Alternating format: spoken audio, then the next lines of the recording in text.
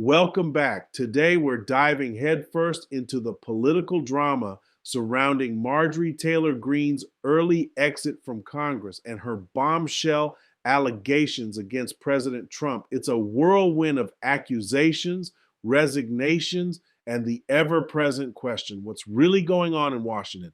Grab your popcorn because this is going to be a wild ride. Let's jump in. Less than a week before Congresswoman Marjorie Taylor Greene resigns from office, she's making new allegations in her fallout with President Trump over the Epstein files. In a New York Times interview, Greene says Trump privately told her, quote, "My friends will get hurt if alleged abusers connected to Epstein were exposed." In a statement, the White House says, quote, "Congresswoman Greene is quitting on her constituents in the middle of her term and abandoning the consequential fight we're in. We don't have time for her petty bitterness." So for more on all this, I want to bring in our Capitol Hill correspondent, Jay O'Brien. And Jay, this New York Times piece. Petty bitterness, huh? Coming from the White House, that's rich. It's like a pot calling a kettle black. But the kettle is actually just trying to go home early from a job it hates. Let's be real. When a politician bails midterm, it often signals one of two things. Either they're completely fed up with the swamp or they've got a bigger, shinier pond they're trying to jump into. The White House's indignation here feels less about Marjorie Taylor Greene's constituents and more about the optics. They're trying to frame her as abandoning a consequential fight. But what consequential fight are we talking about when the very institution she's leaving is often bogged down in partisan squabbles and performative outrage? Maybe, just maybe, her petty bitterness is a reflection of a deeper frustration with a system that feels broken. And honestly, who among us hasn't felt that way about our own jobs sometimes? It's easy for DC to wag its finger, but the public often sees through these thinly veiled attacks. You know, they know when a politician is truly fed up or just moving on to the next chapter. It's pretty meaty, 18 pages here. But what are we learning more on this alleged conversation between the president and the Congresswoman? So this is a phone call, Alex, that Marjorie Taylor Greene has talked about before. It comes when Marjorie Taylor Greene was one of that handful of House Republicans who were defying President Trump and signing on to legislation to force the release of the so-called Jeffrey Epstein files the Department of Justice has. This is legislation that ultimately passed, remember, the House and the Senate. And after President Trump first opposed it, he ultimately signed it into law. But in the initial stages of that effort, when Marjorie Taylor Greene was one of just those handful of Republicans stepping to the president on this issue, that's when this phone call, Greene says, took place. And as you say, she goes into more detail in this interview in the Times about it, and she says that in her recollection, President Trump said to her that one of the reasons for his opposition to the release of these Epstein files was that his quote-unquote friends could get hurt. Now, that is only Greene's recollection. We haven't heard from the president one way or the other on this. My friends will get hurt. Wow, if that quote is accurate, and it's a big if given it's only Greene's recollection, it throws a massive wrench into the narrative. Think about it. The release of these Epstein files was supposed to be about transparency, about exposing the powerful and holding them accountable, regardless of their connections. But if the former president was truly concerned about his friends getting hurt, it suggests a conflict of interest that's hard to ignore. It makes you wonder, who are these friends and why would their names appearing on a list of Epstein associates be so damaging? It's a classic political dilemma: loyalty to your inner circle versus the public's right to know. And in this case, the public's right to know feels paramount, especially when it involves such heinous crimes. This isn't just about gossip, it's about justice. And if political figures, regardless of party, are trying to shield people connected to something so dark, that's a serious problem. It undermines trust in the entire system. Of course, without Trump's side of the story, it remains an allegation, but it's an allegation that certainly makes you raise an eyebrow, doesn't it? And it's been clear that Greene and the president have had a very serious falling out because of her support of the release of these Epstein files. And so putting aside the details of this call for a second, it is just another fact that Marjorie Taylor Greene and Donald Trump have had this very public breakup over this issue that at one point was critical to President Trump's MAGA base, was a campaign promise of President Trump's to put out whatever they could about the Jeffrey Epstein case, Alex. Yeah, well, and she, by her recollection, talks about him yelling at her via speakerphone over this. But I'm curious, I mean, what are you hearing on Capitol Hill about this interview?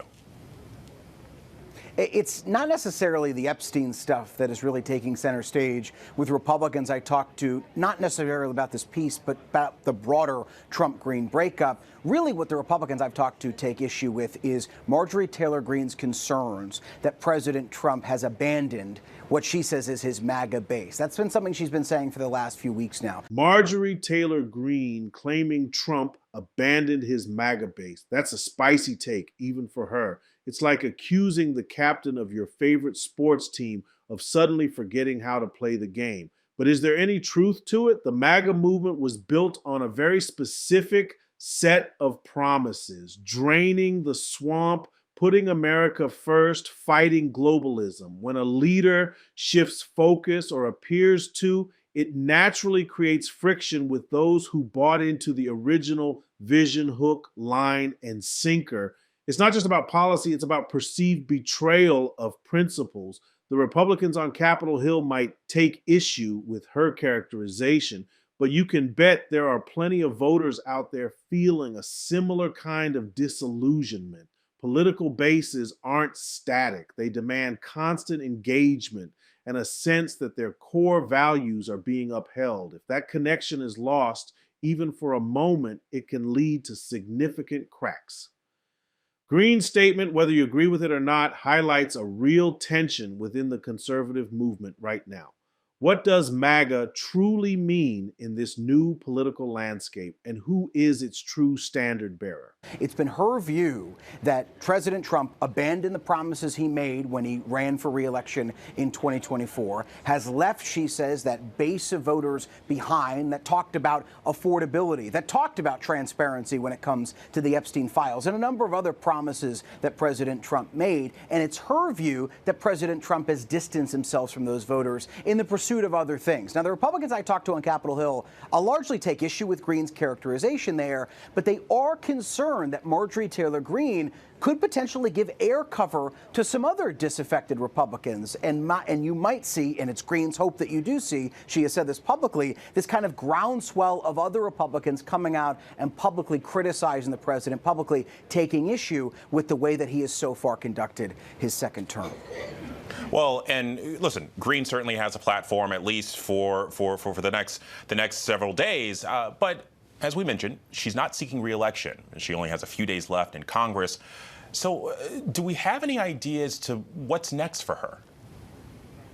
She's not just not seeking re-election, she's leaving early, right? She's going to end her term on January 5th, this coming Monday. She's going to resign early. There's going to be a special election to fill that seat. So she only has a few more days left as a member of the House of Representatives. And to your point, one of the questions hanging over Marjorie Taylor Greene is what is next for her. She has said she's walking away from politics, that she's no longer going to be in the political fray. But there is this active question right now amongst Republicans, particularly in the president's MAGA coalition, of how much of a voice of opposition does Marjorie Taylor Greene become having left Congress. She won't have the platform of a sitting member of Congress, but she's obviously a household name. She was perhaps the closest to Donald Trump amongst House Republicans for such a long time. So Marjorie Taylor Greene is leaving Congress early, but the big question is, will she really walk away from politics? That's like asking a shark to become a vegetarian. Not likely. She's a household name, a master of the media, and frankly, she thrives in the political fray. Giving up a congressional seat doesn't mean giving up her platform.